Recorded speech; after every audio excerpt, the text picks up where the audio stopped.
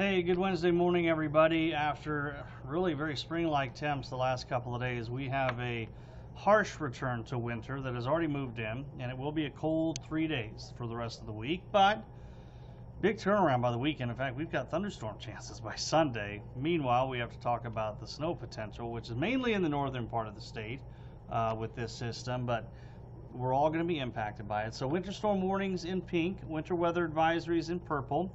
Will be in effect today through tonight and really kind of the first half of the day tomorrow. Still looks like the heaviest snow will be up north, but here in central areas, I do think we're going to have to watch out for at least a little bit of a kind of freezing drizzle sleet possibility later this morning that certainly could cause us some slick road conditions here and there. But so far, as expected, the snow's been up north during the overnight hours, and there has been at least some bands of moderate snow coming down.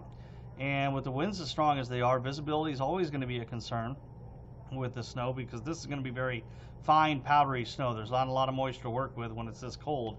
And yeah, we should see this snow continue to expand in coverage area as we go through the day. Now, your future cast here, I'm going to kind of open it up so I can really control the movements of it here. Notice the snow up there to the northwest, and yeah, it should become more widespread over the course of the next couple of hours, but notice this kind of thin line of orange brownish colors. That is the potential, I believe, for some sleet and freezing drizzle here in the area, and we may see the potential of sleet and freezing drizzle through the noon hour before we can finally get a changeover to snow here in central areas by later this afternoon. So I do think that we have at least a little concern for a light glaze of ice out there that we're going to need to watch out for, especially the elevated surfaces, the bridges and overpasses. We got to watch those very closely. And again, freezing drizzle is just the worst. You can oftentimes not even pick it up on radar, but then you run into it out there. So I would encourage anybody who actually, if you do observe freezing drizzle in your area, please let us know via social media. That would be great. But we should see a change over to some light snow this afternoon. Now here we are 3 o'clock, and again, the heaviest snow has been up mainly to the north and west. But one thing that we need to watch for is tonight. Sometime after about 6, 7 o'clock, we will see this secondary piece of energy come in. Now, kind of start, kind of work our way backwards here a little bit. Yes, I think this could put down a quick, 1 to 3 inches of snow in some areas. But I'm more concerned with the fact that as this comes through this evening into tonight, that's really going to knock visibility down. Travel conditions could be really rough when this quick moving band of snow moves in. Now, it'll move out very quickly. It should be long gone by tonight, late tonight. But as that kind of burst of snow moves through, a quick accumulation and really travel conditions could go downhill very quickly when that moves through. So we got to watch that closely. It'll be sometime this evening into the early nighttime hours when that moves through. Now, as far as how much snow we're going to see, I still think up here to the north, I think 5 to 10 inches. That's a big range, I know, but I think that's going to be possible.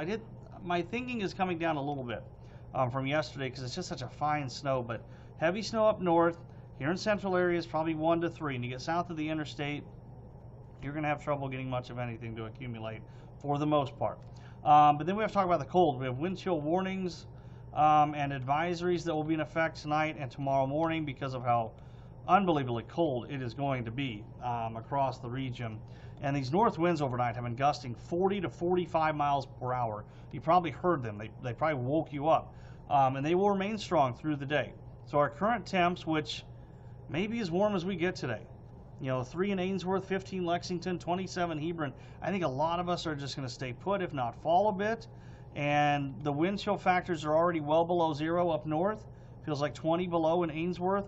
It's not going to get any better today. Okay, it's only going to get colder for a lot of us. We've probably already reached our highs for the day. Lows tonight will be well below 0, and the wind chills could be 25 to 30 below tomorrow morning. Highs tomorrow only in the single digits up north. Low to mid-teens elsewhere. It's going to be incredibly cold these next few days. And then an amazing turnaround. By Saturday, we're at 46, 50s by Sunday, and again Tuesday. And yes, a chance of thunderstorms Sunday evening. It's going to be an amazing turnaround. But you got to get through these next 3 days because it's going to be really cold. Code red day for today, especially up north. where you're going to have that heavier snow, but realize that even here in central areas, we could get some freezing drizzle this morning, so please be careful. All right, it's an update for you here on your Wednesday. Hope you have a good day. Stay safe. We'll see you. If our viewers hear a code red day, that means conditions are perfect for severe weather activity. Turn to the First Alert Weather Team, on air, online, and on the NTV Weather app. Be prepared, be ready, and have that information as soon as you can.